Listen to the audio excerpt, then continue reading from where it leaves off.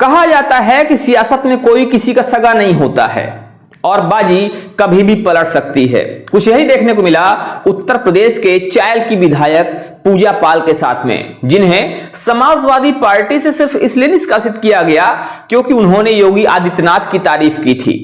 उन्होंने भारतीय जनता पार्टी के कार्यों की तारीफ की थी और एक बार फिर से विधायक पूजा पाल चर्चा में हैं।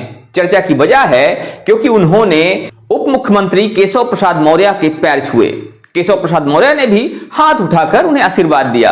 आपको बता दें कि पत्रकारों से बातचीत करते हुए पूजा पाल ने मुख्यमंत्री योगी आदित्यनाथ और डिप्टी सीएम केशव प्रसाद मौर्य को अपना अभिभावक भी बताया है। उन्होंने कहा कि पति राजू पाल की हत्या के बाद योगी सरकार ने मुझे न्याय दिया, इसी वजह से मैंने राज्यसभा में क्रॉस वोटिंग की। फूलपुर विधानसभा उपचुनाव और बिहार विधानसभा चुनाव में भी भाजपा उम्मीदवारों के पक्ष में प्रचार किया। जब पत्रकारों ने उनसे प्रश्न पूछा कि भाजपा कब ज्वाइन करेंगी, क्या भाजपा के टिकट पर शहर पश्चिम या चायल से चुनाव लड़ने का इरादा है, तो उन्होंने कहा कि मुझे जो आदेश मिलता है उसके अनुसार ही कार्य करती हूं, निर्णय भाजपा का शीर्ष नेतृत्व करेगा। वहीं डिप्टी सीएम केशव प्रसाद मौर्य ने बृहस्पतिवार को सपा प्रमुख अखिलेश यादव के बयान पर कड़ी प्रतिक्रिया दी। उन्होंने कहा कि बिहार चुनाव से लौटने के बाद अखिलेश यादव अस्वस्थ हो गए हैं, उनका मानसिक संतुलन भी बिगड़ गया है। आरक्षण और संविधान कोई खत्म नहीं कर पाएगा।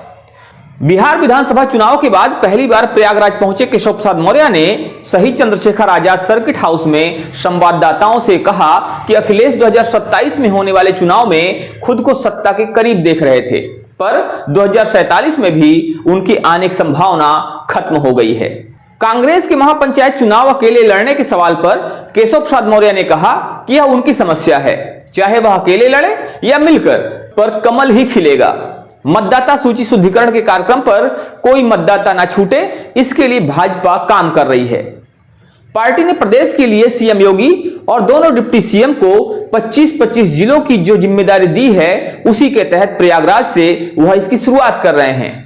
मैं सभी बीएलओ भाई बहनों से कहूंगा कि ममता बनर्जी, राहुल गांधी और अखिलेश यादव के चक्कर में ना पड़े। वे अपने कर्तव्य का ईमानदारी से जिम्मेदारी के साथ पालन करें। आत्महत्या किसी समस्या का समाधान नहीं है। तुष्टीकरण की राजनीति करने वाले लोगों ने वोटर लिस्ट में कुछ घुसपैठियों के नाम डाले हैं, उन्हें हटना चाहिए। तो इस तरह से केशव प्रसाद मौर्य ने भी राजनीतिक तंज किया। वहीं इस समय पूजा पाल की चर्चाएं जोरों पर हैं और पूजा पाल का पैर छूना लोगों के बीच में और साथ ही साथ सियासी गलियारे में चर्चा की वजह बना हुआ है। तो इस खबर को लेकर आपका क्या कहना है, आपका क्या मानना है?